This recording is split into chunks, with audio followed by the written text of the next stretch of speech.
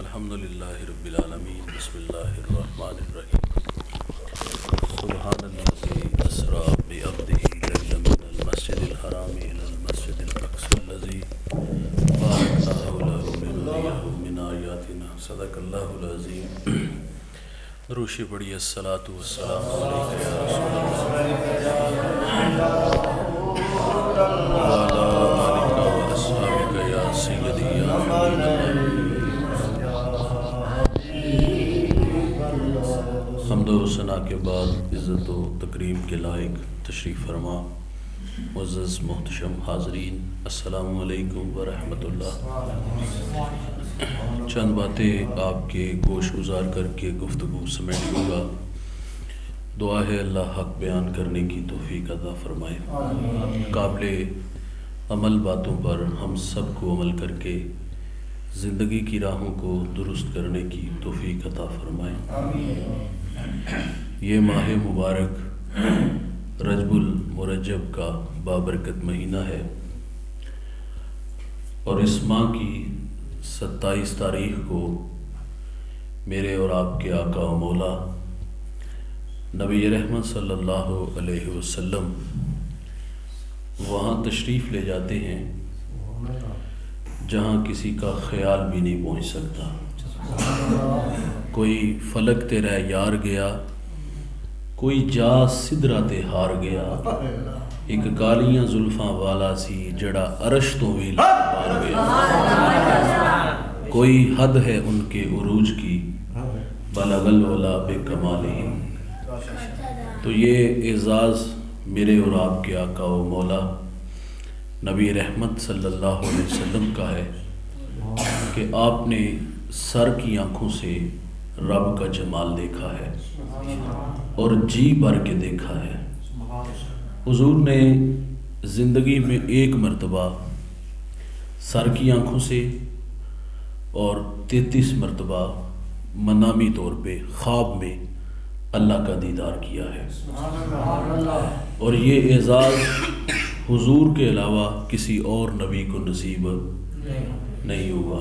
موسیٰ علیہ السلام نے عرض کیا تھا کہ رب ارنی، اللہ میں نے تجھے بے نقاب دیکھنا ہے، تو جواب ملا لن ترانی، آپ مجھے ہرگز نہیں دیکھ سکتے، کبھی بھی نہیں دیکھ سکتے۔ اللہ اکبر۔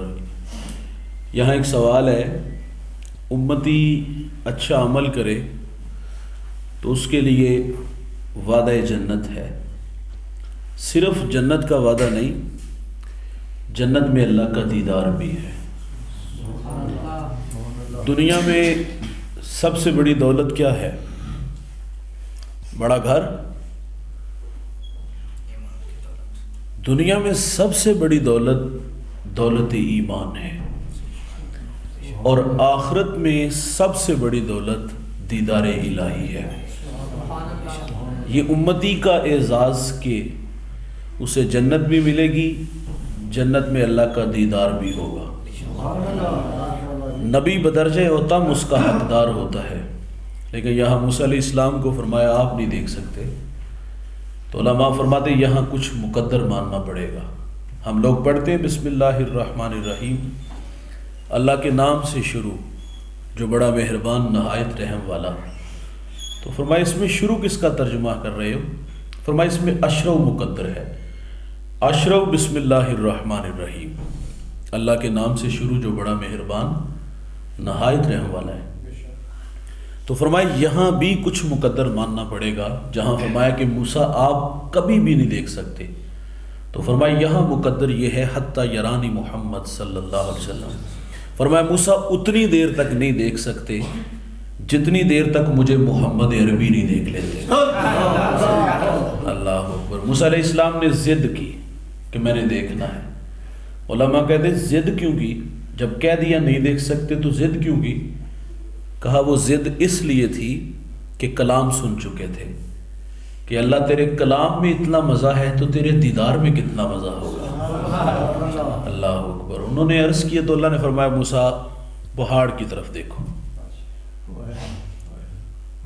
آپ نے پہاڑ کی طرف دیکھا تو اللہ نے اس پہاڑ پہ ذاتی نہیں صفاتی تجلی کا پرتو ڈالا تو قرآن کہتا ہے خر موسیٰ صاعقہ، تاب نہیں لا سکے، بے ہوش ہو کے زمین پہ تشریف لے آئے۔ اچھا جب ہوش آیا آنکھوں میں دیدار الہی کا سرما بڑا تھا، تو آنکھیں روشن کتنی ہوئی۔ 27 میل دور ایک غار ہے، غار میں کالے رنگ کا پتھر ہے، پتھر پہ کالے رنگ کی چیونٹی چلتی ہے۔ اللہ کے نبی موسیٰ علیہ السلام اس چیونٹی کو دیکھتے بھی ہیں، چلنے سے جو آواز پیدا ہوتی ہے اس آواز کو بھی سنتے ہیں۔ یہاں چیونٹی چلے، باہر کھڑے بندے کو دکھائی نہ دے، اسے کان کے پردے پہ پھینک دو تو اس کا شور سنائی نہ دے، لیکن موسیٰ علیہ السلام نے دیکھا بھی سنا بھی۔ موسیٰ کلیم ہے اور میرے نبی حبیب ہیں۔ موسیٰ علیہ السلام نے صفاتی تجلی کا پرتو پڑھتے دیکھا، تاب نہ لا سکے۔ میرے نبی معراج کی شب صفاتی نہیں ذاتی تجلیات میں گم رہے تھے۔ بتاؤ نگاہ محمد کا عالم کیا ہوگا، حضور کی سماعتوں کا عالم کیا ہوگا۔ اہل محبت، اہل ایمان والے اسی لیے تو کہتے ہیں کہ مدینہ تو دور ہی کوئی نہیں، فریاد امتی جو کرے حال زار میں، ممکن نہیں کہ خیر البشر کو خبر نہ ہو، اور ہم یہاں سے پڑھے وہ مدینے سنیں۔ مصطفیٰ کی سماعت پہ لاکھوں سلام۔ حضور نبی رحمت صلی اللہ علیہ وسلم تہجد کے وقت بیدار ہوئے تو اچانک حضور نے فرمایا لبیک لبیک لبیک، 3 دفعہ فرمایا، پھر 3 دفعہ نصرت و فرمایا کہ میں حاضر میں حاضر۔ اب حضرت میمونہ رضی اللہ تعالیٰ عنہ نے عرض کیا حضور آپ کس کی فریاد پہ لبیک کہہ رہے ہیں؟ تو حضور فرماتے مجھے راجس نے مکے سے پکارا ہے، تو میں نے اس کو کہا میں محمد تیری مدد کے لیے آ رہا ہوں۔ تو یہ اعزاز ہے میرے نبی کا، انہوں نے صفاتی یہاں ذاتی تجلیات میں گم رہے تھے۔ اچھا پھر موسیٰ علیہ السلام، یہاں بڑی خوبصورت بات علماء نے بیان کی ہے کہ موسیٰ علیہ السلام تو درختوں میں اس کے جمال کو دیکھنے کے عادی تھے، آگ لینے گئے نبوت ملی، تو یہاں اللہ نے پہاڑ کو اپنی تجلی کا مرکز کیوں بنایا؟ فرماتے اس لیے کہ موسیٰ علیہ السلام جب گھر سے چلتے نا تو ماں پوچھ لیتی بیٹا کہاں جا رہے ہو؟ تو عرض کرتے ماں جی میں پہاڑ پہ جا رہا ہوں۔ گھر سے نکلتے تو ماں کی نظر پہاڑ پہ لگ جاتی۔ علماء کہتے ہیں جہاں ماں کی نظر ہوتی ہے وہیں رب کی رحمتیں ہوتی ہیں۔ تو یہ اعزاز حضور کو ملا کہ اللہ کا دیدار کیا۔ 27 رجب المرجب کی رات تھی، حضور ام ہانی کے گھر میں محو استراحت تھے، آنکھیں بند تھی، دل جاگ رہا تھا۔ اللہ نے جبریل علیہ السلام کو 70,000 نوری فرشتوں کے جھرمٹ میں بھیج دیا کہ میرے محبوب کو میرے پاس لے آؤ۔ جبریل حاضر خدمت ہوئے، عرض کیا مالک دستک دوں؟ فرمایا نہیں، لے سانس بھی آہستہ کے دربار نبی ہے۔ یہاں سانسوں کا شور بھی بے ادبی کہلاتا ہے۔ مالک حکم کیا ہے؟ فرمایا چھت پہ چڑھو اور چھوٹا سا سوراخ کرو اور اس سوراخ سے اندر داخل ہو جاؤ۔ جبریل کے ہیں 600 نوری پر، کتنے ہیں؟ اگر ایک پر کو جبریل کھولے تو زمین و آسمان کو ڈھانپ لیتے ہیں۔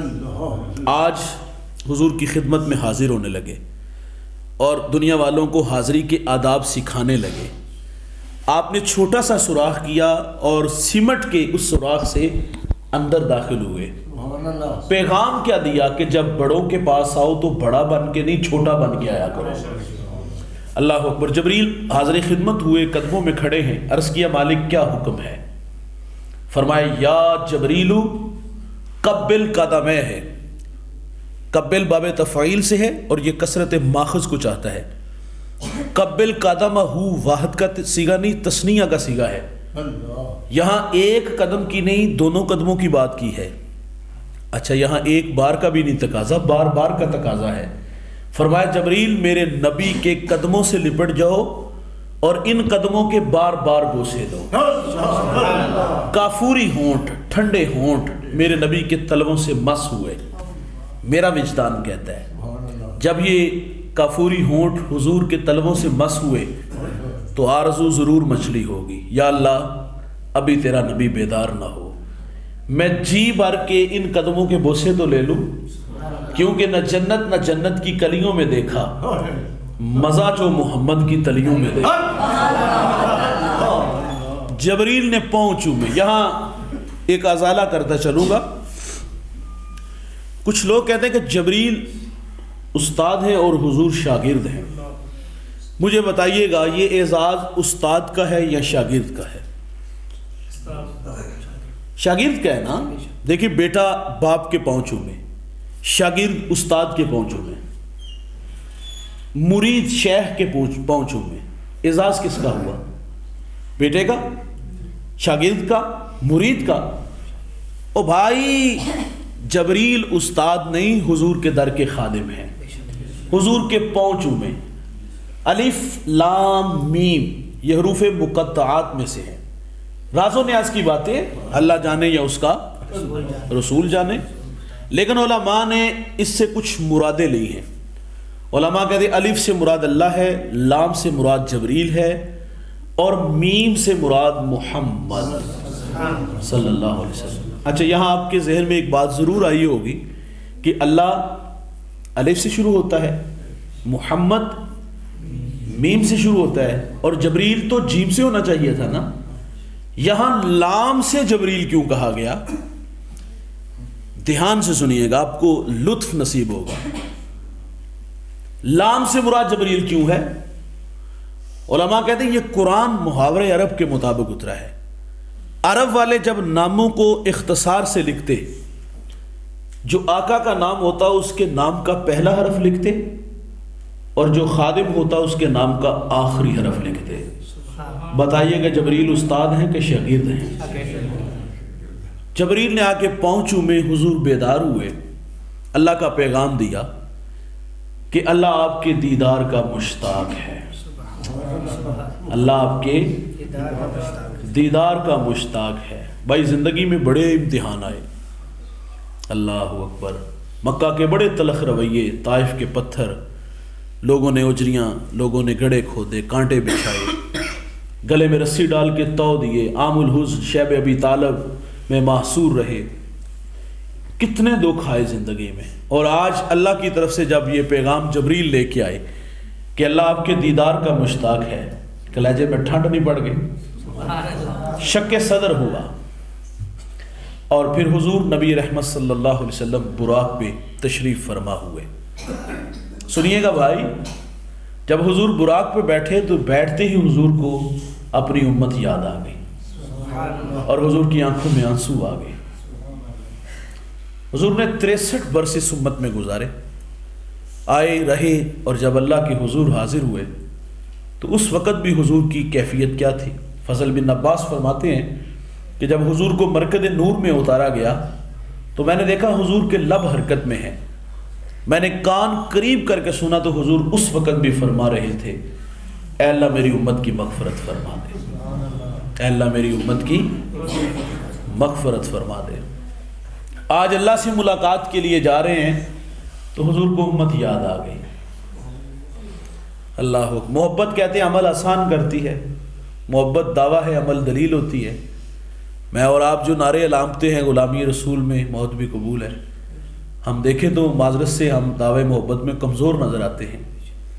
حضور رو رو کے ہمارے لیے دعائیں مانگتے ہیں۔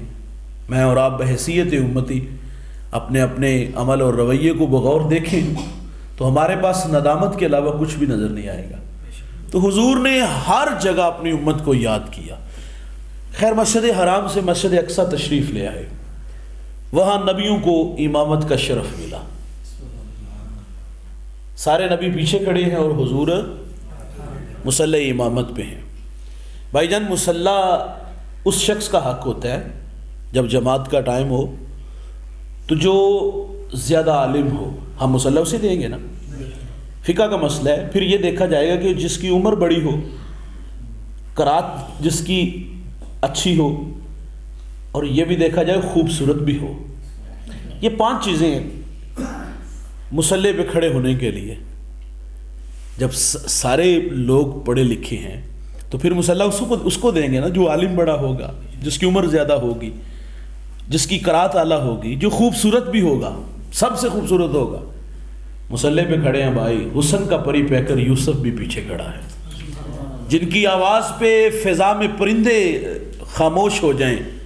داؤد علیہ السلام بھی پیچھے کھڑے ہیں، آدم علیہ السلام بھی پیچھے کھڑے ہیں، اور مصلی پہ آمنہ کا لال کھڑا ہے۔ سب سے اعلیٰ و اعلیٰ ہمارا نبی، سب سے بالا و اعلیٰ ہمارا نبی، اپنے مولا کا پیارا ہمارا نبی۔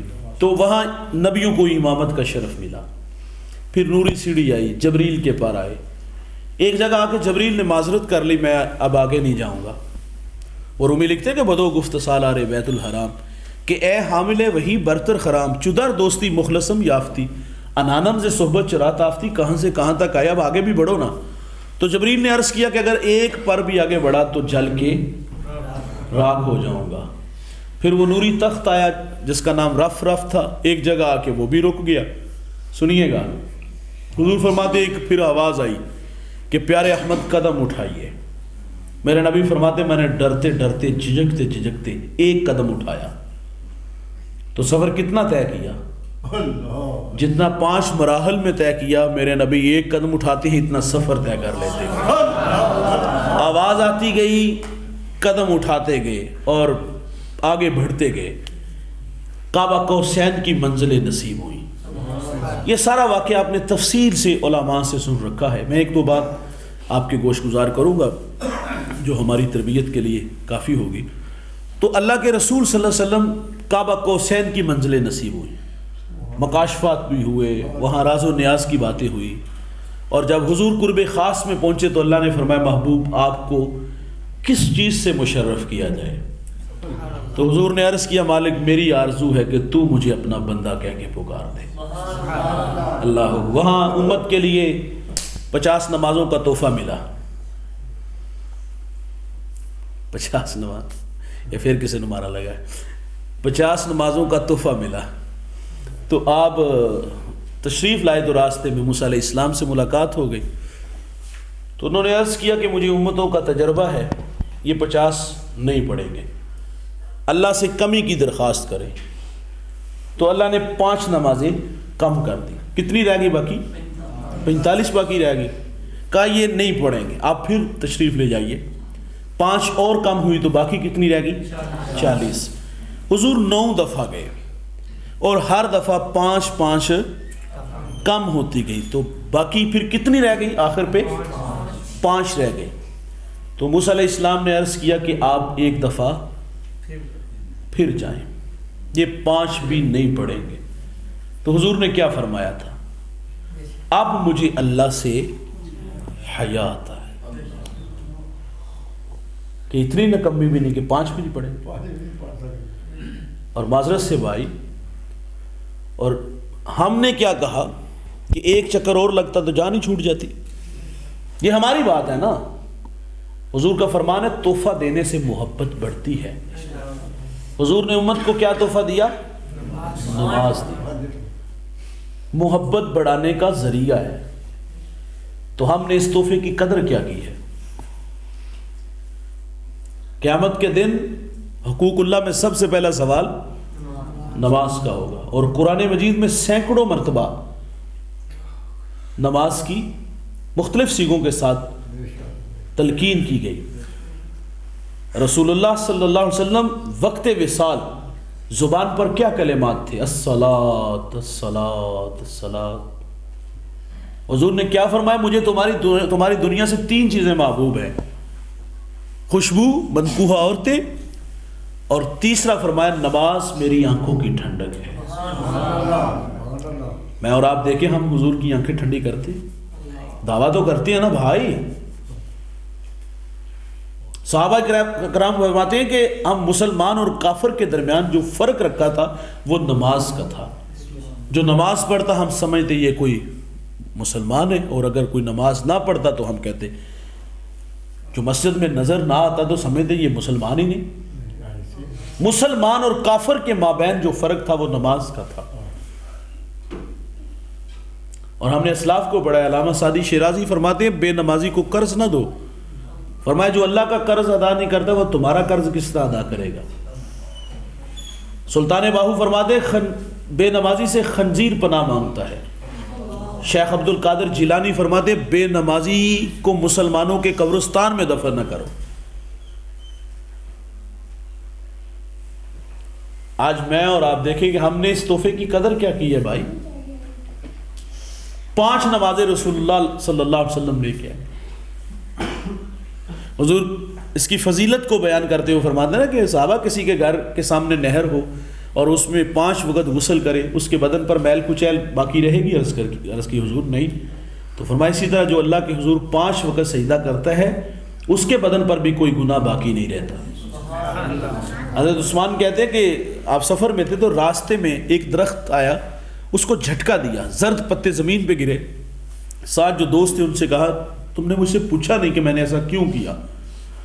انہوں نے کہا عثمان بتا دیں آپ نے ایسا کیوں کیا؟ کہا میں ایک دفعہ حضور کے ساتھ تھا تو حضور نے اسی طرح جس طرح میں نے درخت کو جھٹکا دیا، پیلے پتے زرد پتے زمین پہ گرے، تو حضور نے مجھ سے فرمایا کہ عثمان آپ نے مجھ سے پوچھا نہیں کہ میں نے ایسا کیوں کیا؟ تو میں نے عرض کیا کہ حضور آپ بتا دیں آپ نے ایسا کیوں کیا؟ فرمایا جو 5 وقت سجدہ کرتا ہے جس طرح زرد پتے زمین پہ گرے ہیں، فرمایا جو 5 وقت اللہ کے حضور جھکتا ہے اللہ اس کے گناہ اس طرح جاتے ہیں۔ ہم کہاں کھڑے ہیں بھائی؟ ہم کتنی نمازیں پڑھتے ہیں؟ بے نمازی کے بارے میں فرمایا اس کا رنگ، چہرے کا رنگ کالا کر دیا جائے گا، ذلیل کر کے مارا جائے گا۔ بے نمازی کی قبر تنگ کر دی جائے، اس کی پسلیاں توڑ دی جائیں گی۔ بے نمازی کو اوندا کر کے جہنم میں پھینک دیا جائے گا۔ اور بے نمازی کا حشر فرعون، قارون، حامان کے ساتھ ہوگا۔ یہ وہ لوگ ہیں جو اللہ رسول کے دشمن ہیں۔ اور بے نمازی کھڑا کہاں ہوگا؟ جو اللہ رسول کے دشمن ہوں گے اس صف میں کھڑے ہوں گے۔ بے نمازی قیامت کے دن اللہ حکم فرمائے گا مجھے سجدہ کرو، بے نمازی بھی چاہے گا ساری زندگی نہیں مننی آج ہی سجدہ کر لینے، لیکن سجدہ نہیں ہوگا بھائی، کمرے یوں اکڑ جائیں گے۔ اور قیامت کے دن اللہ کے سامنے انہیں رسوا کیا جائے گا۔ یار ایک خاتون حضور کی خدمت میں حاضر ہوئی، عرض کرتی آقا مجھے پاک کیجیے، اپنے گناہوں کا اظہار کیا کہ مجھے میرے گناہ نے جو ہے وہ بے قرار کر دیا، 3 گناہ، اور اس کا اظہار کیا کہ میں شادی شدہ ہوں، میرا شوہر دیار غیر چلا گیا، اس دورانیہ نفس پہ کنٹرول نہ کر سکی تو مجھ سے زنا ہو گیا، تو میں حاملہ ہوئی، بچہ ہوا تو میں نے غیرت کی وجہ سے اس کو قتل کر دیا، اور کہا کہ میرے پاس سرکے کا مرتبان تھا تو میں نے اس بچے کو اس مرتبان میں پھینک دیا اور گندا سرکہ بیچتی رہی۔ سنیے گا، حضور نے 3 گناہوں کی سزا بیان کی۔ فرمایا تو نے زنا کا ارتکاب کیا، شادی شدہ ہے، تجھے رجم کیا جائے گا۔ تو نے ایک انسان کو قتل کیا ہے، تجھے قتل کیا جائے گا۔ تیسرا فرمایا تو نے گندا سرکہ بیچا ہے، گناہ کبیرہ کیا ہے، اس کی اللہ سے معافی چاہ۔ 3 گناہوں کی سزا بیان کرنے کے بعد رسول اللہ صلی اللہ علیہ وسلم فرماتے ہیں تو جس درد سے روتی ہوئی میری خدمت میں آئی، میں محمد تو سمجھا شاید کہ تیری نماز عصر قضا ہو گئی ہو، شاید کہ تیری نماز، ہم دیکھ لیں ہماری کتنی قضا ہوتی ہے۔ سری سکتی ایک بہت بڑا نام گزرا ہے، آپ کا جوان بیٹا دنیا سے چلا گیا، دوران تدفین آپ کی نماز عصر قضا ہو گئی، سارا شہر افسوس کے لیے آیا تو آپ پھونٹ پھونٹ کے رونے لگے۔ آپ فرماتے پتر چلا گیا، سارے شہر نے افسوس کیا، نماز چلی گئی کسی نے بھی افسوس نہیں کیا۔ کبھی ہمیں خیال آیا کہ بھائی کہ ہماری نماز چلی گئی ہے تو یار کتنا بڑا ہمارے ہاتھ سے یہ خزانہ چلا گیا، قیامت کے دن رسوائی کا سامنا نہ کرنا پڑے۔ انتہائی معذرت سے کہوں گا بھائی، ہم اپنی نمازوں کا حساب لگائیں تو ٹائم نہیں لگے گا، ہم 2 منٹ میں حساب کر کے بتا سکتے ہیں۔ میں نے 40 سال میں نمازیں کتنی پڑھی ہیں، میں نے 50 سال میں کتنی نمازیں ادا کی ہیں، چھوڑنے کی بات نہیں کر رہا، پڑھی کتنی ہیں۔ یہ انگلیوں کے پورے ہیں بھائی جان 30، ہم یہاں سے گننا شروع کریں نا ایسے ایسے ایسے، شاید کہ یہاں آ کر کے ختم ہی ہو جائے کہ ہم نے زندگی میں پڑھی کتنی۔ کچھ لوگوں کے پاس صرف جمعہ ہے، کچھ لوگوں کے پاس فجر کی نماز ہے، اور کچھ لوگوں کے پاس صرف ایک عید کی نماز ہے۔ اچھا جو عید والے دن آتا ہے نا، سال بعد اللہ کے گھر میں آیا، سال تک اللہ کی نعمتیں کھانے والا، اس کی زمین پہ چلنے والا اور نافرمانیاں کرنے والا، سال بعد اللہ کے گھر میں آیا ہے تو شرم تو آنی چاہیے تھی نا، پانی پانی ہونا چاہیے تھا نا۔ کہ میں سال اللہ کے گھر میں نہیں آیا, اللہ مجھے 5 وقت بلاتا رہا, اس نے مجھے سجدے کی دعوت دی, حی علی الصلاۃ کی صدائیں گونجتی رہی, اور میں پورا سال اللہ کے گھر میں نہیں آیا, آ کے مصلی پہ آ کے سجدے میں سر رکھ کے جی بھر کے روتا اور اپنے اللہ سے اپنے گناہ کی معذرت چاہتا کہ یا اللہ آج وعدہ کر کے تیرے گھر سے جاؤں گا, میں 5 وقت تجھے یہاں حاضر ہوں گا, تیرے حضور سجدہ کروں گا. لیکن انتہائی افسوس طلب کہانی یہ ہے جو سال بعد آیا اور آ کر کے اسے شرم اور ندامت نہیں ہوئی, بلکہ آ کے فخر سے لوگوں کو کہتا ہے, جب لوگ دیکھتے ہیں اور لوگ بھی مذاق اڑاتے ہیں, اور حالانکہ خوش ہونا چاہیے یار, ایک بندہ گناہ چھوڑ کے مسجد میں آیا, نماز کا عادی بننے لگا ہے, اس کو آنے والے کو نصیحت کی جاتی کہ یار زندگی تھوڑی سی ہے, دوبارہ آنا کوئی نہیں, چل یار ہون آیا کر, سال بعد آ گئے ہون روزانہ آیا کرو یار, 5 وقت آیا کرو. لیکن ہم نے بھی اس کا مذاق اڑایا اور اس کو بھی خیال نہیں آیا. وہ جو سال بعد آیا تو کسی نے کہا کہ آج کدھر آئے جناب, تو وہ بھی از راہ تمسخر کہہ دیتا ہے کہ کافر ہو کے تو نہیں مرنا, تو اس لیے سال میں ایک دفعہ تو ہم مسجد میں آتے ہیں. یہ ہیں ہماری نمازیں, یہ ہے ہمارا حساب کہ ہم کتنی نمازیں پڑھتے ہیں, کتنے اللہ کے حضور جھکتے ہیں. حضور نے امت کے لیے 5 نمازیں تحفہ لائے اور ہم نے اس تحفے کی قدر کیا کی. گھر میں کتنے افراد ہوتے ہیں, 8 افراد ہوتے ہیں, نماز تو سب پہ فرض ہوتی ہے, لیکن مسجد میں ہمیں وہی پرانے 5 7 10 بوڑھے نظر آتے ہیں. کچھ لوگوں نے گھر اس لیے فروخت کر دیے کہ 5 وقت ہمارے گھر میں اذان کی آواز آتی ہے تو ہم ڈسٹرب ہوتے ہیں, شور سنائی دیا جاتا ہے, گھر بدل لیا. جس کو اللہ کے گھر کی ہمسائیگی ملی اس کے لیے یہ کام اعزاز ہے. لیکن وہ گھر بیچ کر کے اس لیے گیا, باقاعدہ مولوی سے جھگڑا کیا کہ مولوی صاحب اسپیکراں دے رخ دوسرے پاسے کرو. صبح فجر کے لیے جب اذان ہوتی ہے ہمارے بچے جو ہے نا وہ اٹھ جاتے ہیں, ہمارے لیے مشکل ہو جاتی ہے. جی ایسا ہوتا ہے بابا جی, ایسا لوگ کہتے ہیں. او بھائی جان, اللہ کے رسول ہمارے لیے نماز لائے. آج کی اس بزم میں درس قرآن میں میں اور آپ وعدہ کریں گے کہ آج کے بعد ہم نماز نہیں چھوڑیں گے انشاءاللہ. ساتھ غوث اعظم فرماتے دنیا میں نظر دوڑاؤ, تمہیں بوڑھے کم نظر آئیں گے, جوان اور بچے زیادہ نظر آئیں گے. بھائی جان یہ جو امید ہم لگا کے بیٹھے ہیں نا کہ بڑھاپا آئے گا پھر اسی جانیے یا اللہ دا گھر جانے, بھائی جان اپنے سید نگر میں ذرا نظر دوڑاؤ, بلکہ اس مجلس میں ہی نظر دوڑا کے دیکھ لو, تمہیں بوڑھے لوگ تھوڑے نظر آئیں گے. یہ دیکھ لیجیے ہم انگلیوں کے پوروں پہ 2 4 5 بیٹھے ہوئے بزرگ, باقی سارے بچے اور جوان ہیں. بھائی جان بڑھاپے کو کم لوگ پہنچتے ہیں. مرنے والوں کی ریشو تعداد جو ہے وہ یا تو بچپن میں یا پھر ان فوان شباب میں ہی جو ہے وہ دبوچ لیا جاتا ہے, موت کی گھاٹ اتار دیے جاتے ہیں. یہ کندھے گواہ نہیں یار, ان کندھوں پہ آپ نے میں نے کتنے کڑیل جوانوں کو قبر کی تنہائیوں میں چھوڑ کے آئے ہیں. ان جوانوں کو جو اپنے بدن پر مٹی چٹکی بار مٹی رکھنا گوارا نہیں کرتے تھے, آج من مٹی کے نیچے ہیں.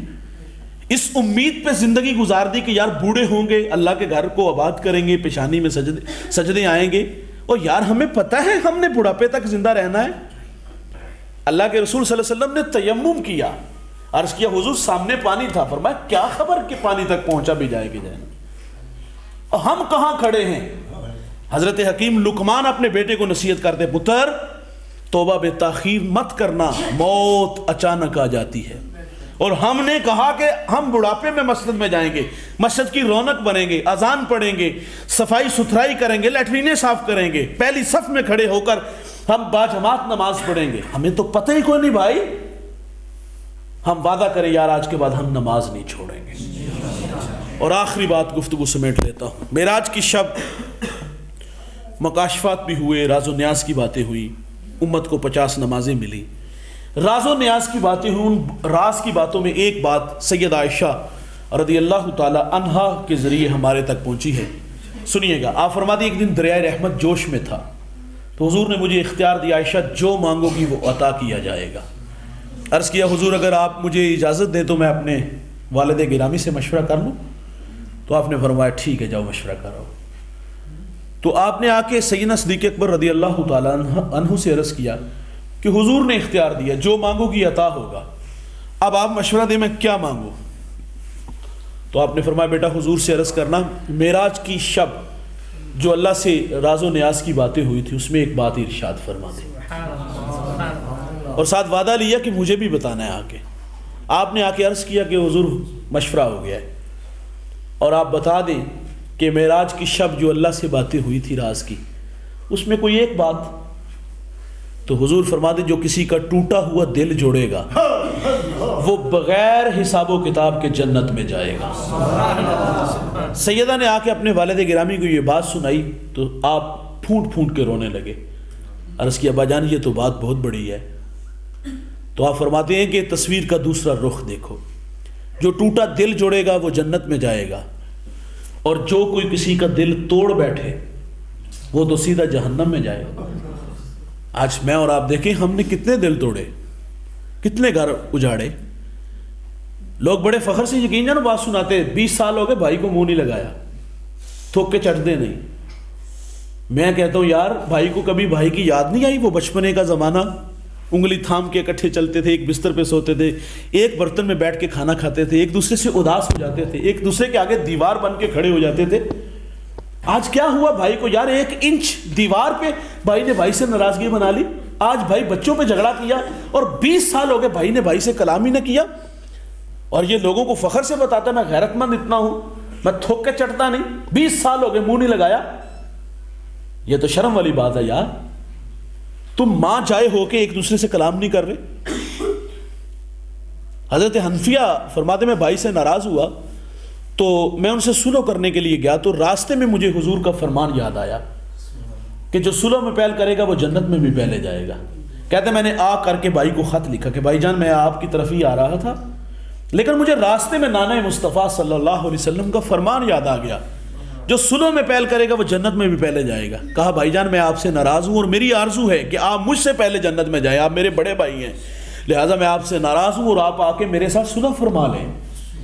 کتنے بڑے لوگ تھے یار، ہم نے تو دیواریں کھڑی کر دی۔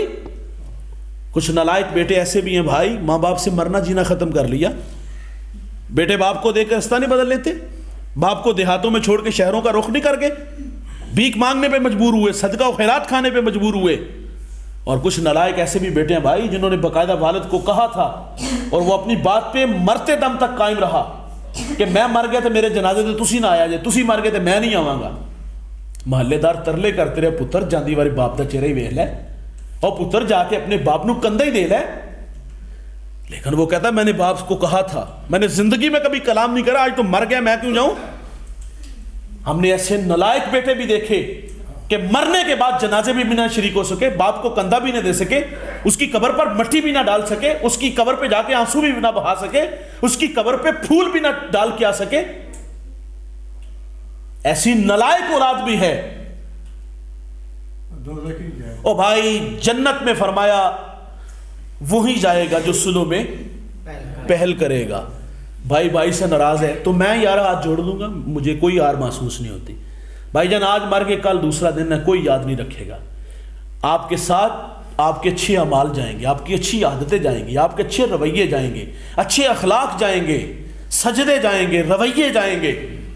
اور اگر یہاں رونق برے لہجے ہوں گے، یہاں جو ہے نا یہ جو میں نے ابھی باتیں کی یہ ساتھ لے کے جائیں گے تو رب کی ناراضگی لے کے جائیں گے۔ اگر کوئی بھائی بھائی سے ناراض ہے تو خدا کے لیے یار آپس میں صلح کر لو۔ کوئی دوست دوست سے ناراض ہے یار میں ہاتھ جوڑ لیتا ہوں یار، اچھا دوست بہت بڑی نعمت ہوتا ہے یار۔ آپ اپنے دوست سے 10 سال کیوں ناراض رہے؟ چھوٹی سی بات پہ غلط فہمی ہوئی تو ناراض ہو گئے، معذرت کر لو یار۔ آپ بیٹے ہو، بحیثیت بیٹے ہو، تو آپ کے بوڑھے والدین آپ کی ناراضگی سے اداس ہیں یار، رات روزانہ آنسو بہا کے سوتے ہیں۔ وہ خدمت، وہ پیار اور وہ اولاد کے لیے جو نیک جذبات تھے والدین کے کتنا تڑپاتے ہیں یار۔ بچوں سے گزارش کروں گا یار اپنے بوڑھے ماں باپ سے معذرت کر لو، انہیں راضی کر لو۔ میں ٹوبہ ٹیکسنگ ایک جگہ حاضر ہوا تو ایک 18-20 سالہ نوجوان، سر پہ امامہ، سفید لباس، بڑا خوبصورت جوان تھا۔ مجھے دوستوں نے بتایا کہ یہ لوگوں کو صبح نماز کے لیے اٹھاتا ہے۔ میں نے اس کو بہت ساری دعائیں دی کہ آج کا جوان تو چونک چباروں میں نظر آتا ہے، پھٹوں کی زینت ہے، جوانی جو ہے نا وہ کہاں برباد ہے، اسکول کے گیٹ کے سامنے برباد ہوتی ہے، لیکن یہ کتنا سعادت مند بیٹا ہے، یہ لوگوں کو نماز کے لیے اٹھاتا ہے۔ تو ساتھ ایک صاحب بیٹھے تھے، انہوں نے میرے کان میں سرگوشی کی۔ وہ کہتا ہے مولانا صاحب یہ باپ کا گستاخ بھی بڑا ہے، دستار کے ہر پیچ کی تصدیق ہے لازم، ہر صاحب دستار معزز نہیں ہوتا، وڈیاں وڈیاں پگاں بن لینا بندہ وڈا نہیں ہوتا، بندہ رویہ نہ وڈا ہوتا ہے۔ تو میں نے اس کو کہا بیٹا یہ غلط ہے، یہ زیادتی ہے یار، وہ آپ کے باپ ہے۔ وہ کہتا مجھے چرب زبان تھا، وہ کہتا مینوں بھی پاؤ، میرے ابا نوں بھی اٹھاؤ، میں غلط ہوا تو جوتے کھاؤں گا۔ میں نے کہا اگر تیرے باپ کی غلطی ہوئی تو پھر فرض کرو بحیثیت انسان بشر غلط، اگر فرض کرو ان سے کہیں کوئی غلطی ہوئی تو پھر کیا کہو گے؟ وہ میں نے کہا شرم کرو یار، وہ بڑے ہیں، بوڑھے ہو گئے ہیں، تھوڑے سے مزاج کے چڑچڑے ہو گئے ہیں، اگر کسی بات سے انہوں نے آپ کو کچھ کہہ بھی دیا تو کیا ہو گیا؟ میں نے کوئی ایک دو بات کی، دل کے دروازے پر دستک دی، میں نے کہا جا پتر جا کے معذرت کر. تو مجھے کہتا وہ نہیں مانے. میں نے کہا جا یار آج معذرت کر، کل قبر کے ساتھ لپٹ کے رونا پڑے گا. وہ 10 منٹ بعد واپس آیا، آنکھوں میں آنسو تھے. وہ کہتا مولوی صاحب میرے ابا جی بڑے مہربان نے. میں یوں ہاتھ باندھ کے کھڑا ہوا، اس نے مجھے سینے سے لگا لیا ہے. وہ آج سینے سے لگ جو یار، کل قبروں سے لپٹ کے رونا پڑے گا، پھر رونے سے کچھ بھی نہیں ملے گا.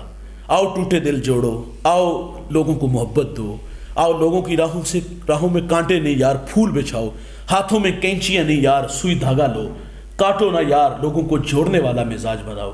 اللہ مجھے آپ کو عمل کے جذبوں سے مالا مال فرمائے. آخر پہ میں ضرور عرض کروں گا بھائی جان، یہ درس قرآن کے لیے ہمارے جو نوجوان بچے ہیں محنت کرتے ہیں، ایک ایک گھر کا کنڈا کھڑکاتے ہیں، آپ لوگوں کو دعوت دیتے ہیں. تو میں اتنا ضرور کہوں گا یار آپ بھی ان کے ساتھ ان کے معاون بن جائے. آپ سے کسی چیز کے یہ خواہاں نہیں، بس ان کی آرزو ہے کہ ہمارے دست و بازو اس صورت میں بن جائیں کہ آپ بھی اپنے ساتھ کسی ایک دوست کو گھر سے، اپنے بیٹے کو، بھائی کو ساتھ لے آیا کریں. زیادہ لوگ ہوں گے تو زیادہ لوگوں تک یہ پیغام چلا جائے گا. اللہ ہم سب کو عمل کی توفیق عطا فرمائے.